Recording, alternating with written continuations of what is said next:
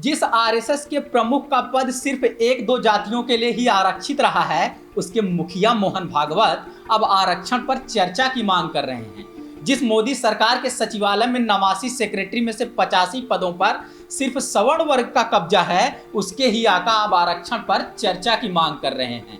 जिस देश में मठों मंदिरों के पुजारी पदों पर लगभग 100% एक ही जाति का कब्जा है, उसके मठाधीश ही अब आरक्षण पर चर्चा की मांग कर रहे हैं। जिस देश के विश्वविद्यालयों और न्यायालयों में एक ही जाति वर्ग का लगभग पूरा कब्जा है, उस देश को चलाने वाले ही अब आरक्षण पर चर्चा की मांग कर रहे हैं। तो सवाल उठता है कि वो किस तरह के आरक्षण पर चर्चा की बात कर रहे हैं? अघोषित आरक्षण पर, जिसकी पैरवी आरएसएस वालों की पसंदीदा किताब मनुस्मृति करती है, या फिर घोषित आरक्षण पर, जिसकी पैरवी बाबा साहब द्वारा लिखा गया संविधान करता है? सुविधा संपन्न सवर्णों के आरक्षण पर, जो भाई भतीजावाद की वजह से मिलता है, या फिर उपेक्षितों और वंचितों के आरक्षण पर, जो सामाजिक न्याय के मकसद से मिलता है? या फिर हाल ही में गरीब सवर्ण के नाम से लागू हुए उस आरक्षण पर चर्चा करना चाहते हैं, जिसे ओवर रिप्रेजेंटेशन के बावजूद दिया गया, 7-7.5 लाख रुपए सालाना कमाने के बावजूद जिसे गरीब कहकर ये लाभ दिया गया?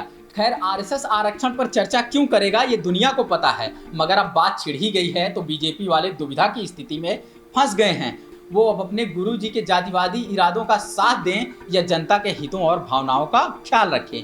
बीजेपी को इसी तरह की स्थिति में देख विपक्ष हमलावर हो गया है। सपा, बसपा, कांग्रेस और आरजेडी समेत सभी दलों ने आरएसएस के साथ साथ बीजेपी पर पलटवार किया है। बसपा प्रमुख मायावती ने मोहन भागवत के इस बयान को न सिर्फ संदेहास्पद बताया है, बल्कि हिदायत दी है कि इससे छेड़छाड़ करने की कोशिश न करें। उन्होंने ट्वीट के जरिए एक तरह की धमकी दी है कि संघ अपनी आरक्षण विरोधी मानसिकता त्याग दे तभी बेहतर है। इसी बहस को आगे बढ़ाते हुए तेजस्वी यादव लिखते हैं, आरक्षण को लेकर आरएसएस बीजेपी की मंशा ठीक नहीं है। बहस इस बात पर करिए कि इतने वर्षों बाद भी केंद्रीय नौकरियों में आरक्षित वर्गों के 80% पद खाली क्यों हैं? उनका प्रतिनिधित्व सांकेतिक भी नहीं है। केंद्र में एक भी ओबीसी ईबीसी सचिव क्यों नहीं है? कोई कुलपति एसटी एससी ओबीसी क्यों नहीं है? करिए बहस। आरएसएस प्रमुख के इस बयान की आलोचना करते हुए प्रियंका गांधी ने लिखा, आरएसएस का हौसला बढ़ा हुआ है और मंसूबे खतरनाक हैं। जिस समय भाजपा सरकार एक एक करके जन पक्षधर कानूनों का गला घोंट रही है, आरएसएस ने भी लगे हाथ आरक्षण पर बहस करने की बात उठा दी है। बहस तो शब्दों का बहाना है, मगर आरएसएस बीजेपी का असली निशाना सामाजिक न्याय है। लेकिन क्या आप ऐसा होने देंगे? आरएसएस और बीजेपी को दलित पिछड़ा विरोधी बताते हुए समाजवादी पार्टी के नेता सुनील सिंह यादव लिखते हैं, संघ भाजपा ने फिर से अपनी गंदी नजर दलितों पिछड़ों के आरक्षण पर गड़ा दी है। आरएसएस प्रमुख मोहन भागवत रणनीतिक समीक्षा के बहाने आरक्षण खत्म कर संघ की तरह ही सरकार में भी मनुवाद का वर्चस्व बनाने को हैं।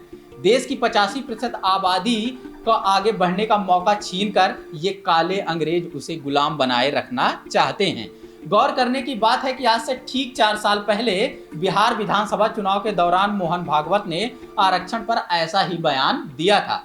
आरक्षण की समीक्षा करने वाले उनके सुझाव पर जनता ने अमल किया और आरएसएस बीजेपी के इस कदर समीक्षा की गई कि बिहार विधानसभा चुनाव में महज 55 सीटों तक सिमट कर रह गई। लोकसभा चुनाव में भारी जीत के बावजूद उन्हें विधानसभा चुनाव में बुरी तरह हार का सामना करना पड़ा। अब सवाल उठता है कि क्या फिर से वही वक्त आ गया है जब बीजेपी और आरएसएस के नेता सत्ता के नशे में चूर होकर जातिवादी सोच जाहिर करने लगे हैं? क्या फिर से एक बार दलित पिछड़ों के गुस्से का सामना करने को बीजेपी तैयार है? क्या आरएसएस प्रमुख के इस बयान से बीजेपी यूपी और बिहार में सत्ता गंवाने को तैयार है? क्या देश के आम चुनाव में इतनी बड़ी जीत के बावजूद बीजेपी अब हार के लिए तैयार है?